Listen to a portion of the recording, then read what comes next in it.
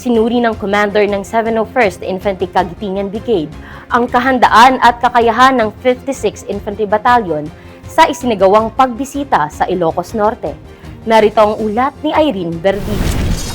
Mas pinaigting ng 701st Infantry Kagitingan Brigade ang pangangasiwa at operational readiness ng mga unit nito matapos magsagawa ng command visit si Brigadier General Alan Jose L. Taguba, Brigade Commander sa headquarters ng 56th Infantry Tatag Battalion sa Ilocos Norte. We all have the experience, we have the capability, and we have the character of a Filipino to fight for what we know, or what we believe is right. Tinanggap ni Lieutenant Colonel Ali B. Sumangil, Commanding Officer ng 56IB, si Brigadier General Taguba kasama ang Deputy Brigade Commander at mga membro ng brigade staff. Bahagi ng pagbisita ang isang unit briefing kung saan iniulat ang kasalukuyang security situation, operational accomplishments, pangunahing kampanya at mga prioridad ng batalyon sa pagpapatupad ng mga misyon sa area of responsibility. Sa kanyang mensahe sa mga kawal, binigyang diin ni Brigadier General Taguba ang kahalagahan ng mission readiness, disiplina, profesionalismo at pagkakaisa upang matiyak ang patuloy na epektibong pagtupad ng Philippine Army sa mandato nitong pangangalagaan ang kapayapaan, seguridad at kapakanan ng mamamayan. Ayon sa pamunuan ng brigada, ang command visit ay nagsisilbing mahalagang mekanismo upang masuri ang kahandaan ng mga unit, mapalakas ang command supervision at higit na mapaigting ang koordinasyon sa pagpapatupad ng mga operasyon at iba pang programa ng Philippine Army. Patunay ang naturang pagbisita sa patuloy na pagpapalakas ng pamumuno at institutional excellence ng 701st Infantry Brigade upang mapanatili ang mataas na antas ng kahandaan ng mga unit sa pagtugon sa anumang hamon sa seguridad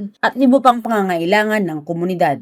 Mula dito sa Ilocos Norte, ako si Irene Verdin, ang inyong pamilyang kaugnay para sa matatag na hukbong katihan ng Pilipinas.